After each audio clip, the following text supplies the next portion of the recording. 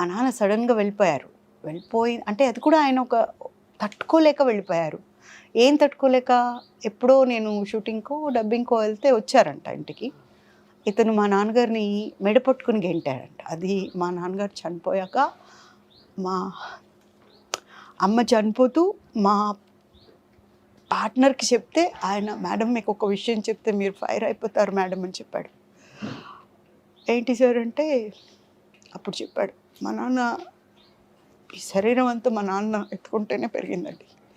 ఈరోజు పూజిత ఉంది అంటే మా నాన్న తప్ప నాకు వేరే తెలీదు, ప్రపంచం ఈ రోజుకి తెలీదు.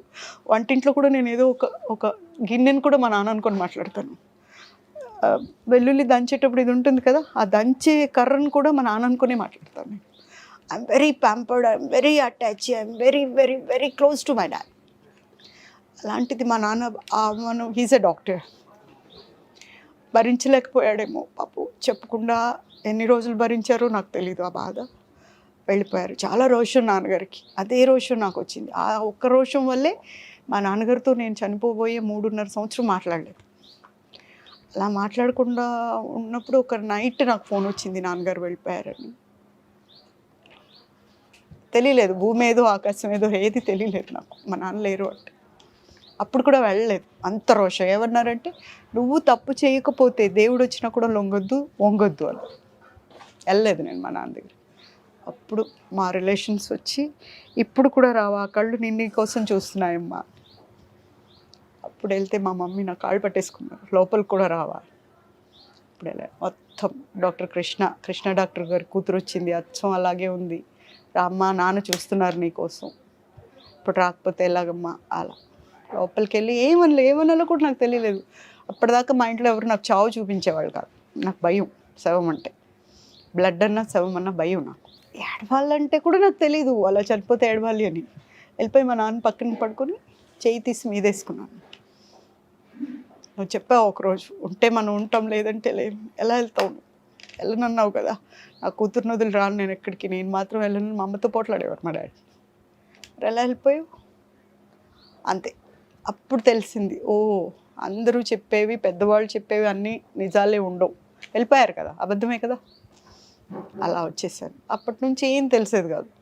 ఎవరైనా ఏదైనా చెప్తుంటే కూడా, ఏం చెప్తున్నారు వీళ్ళు, మా నాన్నగారు ఎన్ని టాపిక్స్ చెప్పేవారు. అబ్బా డాడీ సుత్తేసి చంపేస్తున్నావు డాడీ అనేదాన్ని. అలా అన్నా కూడా ఎక్కడో చెవి పట్టుకునేది ఒక్కొక్క టాపిక్ని.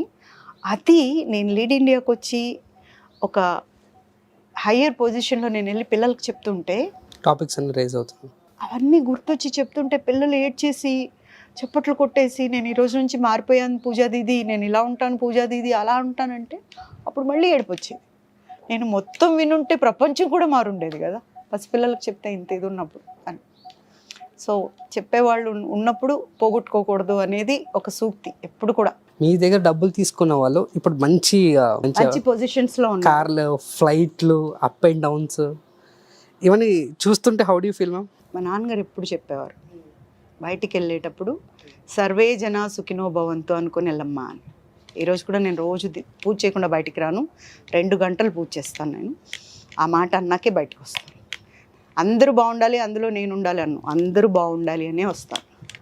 నేను 100 రూపాయలు సంపాదిస్తానండి, 98 రూపాయలు నేను బయట ప్రపంచానికి, బాగాలేని వాళ్ళకి, బయట అనాథలకి ఖర్చు పెడతా. 2 రూపాయలు మా అబ్బాయికి ఇస్తాను. మా అబ్బాయి మొన్న ఒకరోజు అడిగాడు. మా కర్మ ఏంటంటే 10th వచ్చేసరికి మా అబ్బాయికి ఒక ప్రాబ్లం వచ్చింది స్కూల్లో. తెలుగు పేపర్ రాకుండా, తెలంగాణ తెలుగు పేపర్ రాకుండా ఆంధ్ర తెలుగు పేపర్ వచ్చింది. వాడు అట్లాయే ఇట్లా పోయే ఇట్లా ఉంటాయి కదా ఇక్కడ. తెలుగులో అయితే అలా జరిగాను, ఇలా ఉండేను, అలా ఉంటాయి. అవి వీళ్ళకి అర్థం కావట్లేదు. ఈ పొండే మాత్రం అర్థమవుతున్నాయి, అవి లేవాడ. మా అబ్బాయి ఫస్ట్ రైజ్ చేసింది ఆ టాపిక్, ఈ పేపర్ మాది కాదు అని లేచి నుంచొని చెప్పాడు ధైర్యంగా. మామూలుగా అలాంటివి చేయడు, ఎందుకంటే ఇక్కడ బ్లడ్ మీది కదా. బ్లడ్ నాదే కానీ ఆవేశం లేదు, నాలో ఉన్నంత ఆవేశం మా అబ్బాయికి లేదు. వెరీ కాన్స్టాంట్గా ఉంటాడు. ఒక్క మాట మాట్లాడి ఒక టాపిక్లో చెప్పాడంటే గన్ షాట్ అలా చెప్తాడు, అలా తన్నుకుంటుంటాడు. అలాంటి వాళ్ళకి తెలుగు పేపర్ ఇచ్చారు. సో మాకు 0 వచ్చేస్తుంది సార్, మా లైఫ్ పోతుంది సార్ అని ఏడుస్తూ చెప్పాడంట. అయితే మేము ప్రిన్సిపల్కి ఫోన్ చేస్తే ఆవిడ రియాక్ట్ కాకపోతే ఆవిడ స్కూల్లో పోయేది, ఆవిడకేం పోదు, పిల్లల భవిష్యత్తు పోద్ది. చెప్తే పిల్లలకి మా అబ్బాయి ఏం చేస్తారు, ఒక్క ఫోన్ కాల్ చేసుకుంటాను సార్ మా మమ్మీకి. ఫోన్ చేసి మమ్మీ మా పేపర్ కాదు మేము ఫెయిల్ అయిపోతామంట, ఏం చేయమంటావు అని. పేపర్లు తీసుకొని బయటకు వచ్చేయండి. బయటకు వచ్చేసారు. వచ్చిన తర్వాత వెళ్ళి నేను ప్రిన్సిపల్ గారిని అడిగా, అయిపోయింది ఎగ్జామ్, వీళ్ళు ఏం రాయలా. వెళ్ళి మేడం 38కి వాళ్ళకి వచ్చింది పేపర్, 38 మార్కులకి. రావాల్సిన 35 మార్కులకి 38 మార్కులు ఓన్లీ తెలుగుది వచ్చింది. వాళ్ళకి వచ్చే క్వశ్చన్స్ అవే, ఇంకా మిగతాయి రావు. ఓం నమ శివాయ. ఏం చేద్దాం, మీరేం భయపడకండి నేను చూసుకుంటాను, మీరేం భయపడకండి అంది. బట్ ఐఎమ్ ఏ మదర్, నా బిడ్డ భవిష్యత్తు కూడా ఉంది అక్కడ. సరే, ఆవిడ జొన్నలగడ్డే, వాళ్ళ ఇంటి పేరు కూడా, బంధుత్వం ఉంది, అయినా సరే మర్యాద ఇచ్చాను ఆవిడకి. మీరు చూసుకుంటా అన్నారు, నేను వెళ్తున్నాను మేడం. 6 రోజులు టైం ఉంది.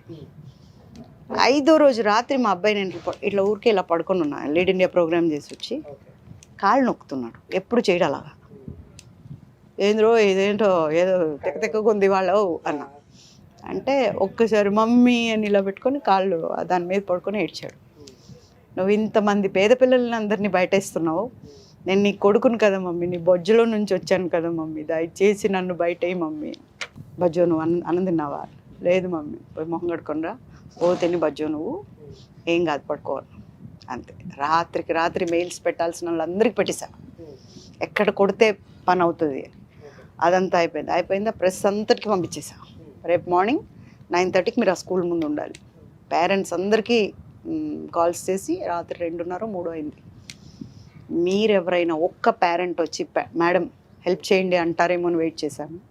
మీ దాంట్లో నా కొడుకు కూడా ఉన్నాడు. నా కొడుకు కోసమే అయితే నేను ఒక్కతే వెళ్ళి మాట్లాడుకోగలను. బట్ మీ బిడ్డలు కూడా బిడ్డలు కాబట్టి, నా కొడుకు నవ్వుతుంటే మీ బిడ్డలు ఏడవకూడదు కాబట్టి నేను వెయిట్ చేశాను. కానీ మా అబ్బాయి అడిగాడు మీ పిల్లల గురించి కూడా. రేపు పొద్దున్న స్కూల్ దగ్గర అంటే అందరూ వచ్చారు, ఒక పిల్లాడిని మాట్లాడినివ్వరు. ఎగ్జామ్ హాల్లో మీరున్నారు, మీకేం జరిగిందో మీరు చెప్పాలి. ఒక జర్నలిస్ట్ వచ్చి నన్ను అడిగాడు, మేడం బాబు కోచింగ్ ఇవ్వండి, బాబు చెప్తాడని. 10వ క్లాస్ ఎవరు చదువుతున్నారు, ఎగ్జామ్ ఎవరు రాశారు, నిజం ఎవరు చెప్పాలి, అక్కడ ఏం బాధపడ్డారో వాళ్ళు చెప్పాలి. నేను ఎందుకు చెప్తాను, నేను ఎందుకు చెప్పిస్తానండి. అప్పుడు ఎవ్వరు పిల్లలు రాలి. యాక్చువల్గా నాకు జరిగిన ఇన్సిడెంట్లో మా అబ్బాయిని బయటికి తేకూడదు, మా అబ్బాయిని కిడ్నాప్ చేస్తామనే థ్రెట్ ఉంది నాకు అప్పుడు. ఆ టైంలో నేను మా అబ్బాయిని చూపించకూడదు అసలు బయటికి. ఏం చేద్దాం, ఎవ్వరు రావట్లేదంటే మమ్మీ నేను చెప్తాను అన్నాడు బాబాయ్. హీ కేమ్ ఫ్రంట్ అండ్ ఎలా చెప్పాడంటే, మనిషి అనేవాడికి హృదయం ఉంది అంటే వాడు దిగి రావాలి, అలా చెప్పాడు. కోర్టుకి వెళ్ళాం, హైకోర్టుకి వెళ్ళి వేసాను, రిట్టేసి మాకు ఎగ్జామినేషన్ పెట్టండి మళ్ళీ పిల్లలకి, వాళ్ళు ఎందుకు పోగొట్టుకోవాలి, మీరు చేసింది గవర్నమెంట్ చేసింది తప్పుకి అంటే. ఇప్పుడు జడ్జి అప్పుడే చూస్తున్నాడంట అది టెలికాస్ట్, పిల్లలందరూ చెప్తుంది, మా అబ్బాయి చెప్తుంది. బయటకు వచ్చేసరికి మా అబ్బాయి నుంచున్నాడు అక్కడ కోర్ట్ హాల్లో. ఇటు చూసి, ఈ అబ్బాయిని ఇప్పుడు ఎక్కడో చూసాను నేను అంటే, పక్కన బంట్రోత్ సార్ ఇప్పుడు టీవీలో వచ్చింది వీళ్ళంటే, పిల్లల్ని కూడా వదలరా, వాళ్ళ లైఫ్లతో ఆడుకుంటున్నారు, బాబు నువ్వు చాలా బాగా చెప్పావు, నిజంగా బుద్ధి ఉండాలి వాళ్ళకి, ముందు ఆ ప్రిన్సిపల్ని తీసుకురండి అని చెప్పారు. అంతే, ఇమ్మీడియట్ డేట్ ఇచ్చారు మాకు. ఒక్కడి కోసం నేను పిల్లలందరినీ కలిపి వాళ్ళకి ఎగ్జామినేషన్ డేట్ ఇప్పించి, పేరెంట్స్ని మీరు భోజనాలు తెచ్చుకోండి అని చాపలేసి స్కూల్ ముందు బయట కూర్చోబెట్టి, పిల్లల్ని మేము కొట్టాము ఆవిడ మీద ఒక దెబ్బ. ఏమైనా తీసుకోవచ్చు వాళ్ళు, యాక్చువల్ లోపల ఏం జరుగుతుందో మేము చెప్పలేము. ఎవ్వరు కానీ కాపీ అనేది చేశారంటే చంపేస్తాను. ఒక్క స్లిప్ ఉండకూడదు, ఎవరైనా వచ్చి స్లిప్ ఇచ్చినా అంటుకోకూడదు, తలెత్తకూడదు. మిమ్మల్ని పిలిచి మీ పేరు పెట్టి పిలిచి ఏమైనా అడిగితేనే, మీరు ఇంకొక షీట్కి వెళ్ళినప్పుడు కూడా వేరే మాట్లాడకూడదు, కామ్గా వచ్చేయాలి. ఇలా పిల్లలకు చెప్పి, తల్లిదండ్రులు మీ బిడ్డకి ఏమైనా ప్రాబ్లం వస్తే చూసుకోవాలి, ఇక్కడే కూర్చోండి. మొత్తం ప్రెస్ని పిలిపించాం, మళ్ళీ ప్రెస్ అక్కడే ఉండాలి. పిల్లలు లోపలికి వెళ్ళేటప్పుడు ఇద్దరిని పెట్టా ప్రెస్ వాళ్ళని, పైకెత్తటం, నిక్కరిప్పటం, చూపించడం, మా దగ్గర ఏం లేదు ఉట్టి పెన్ తప్ప. అలా పంపించాలి లోపలికి పంపిస్తే ఎగ్జామ్ రాసి వచ్చారు. ఒక్కొక్కరు 70-80తో పాస్ అయ్యారు. మా అబ్బాయి కోసం అట్లా. బ్రేక్ ఇండస్ట్రీకి ఇంత గ్యాప్ రావడానికి ఇంత ప్రాసెస్ ఏంది? చాలా ఉన్నాయి. నేను ఒక చిన్న బ్రేక్తో మళ్ళీ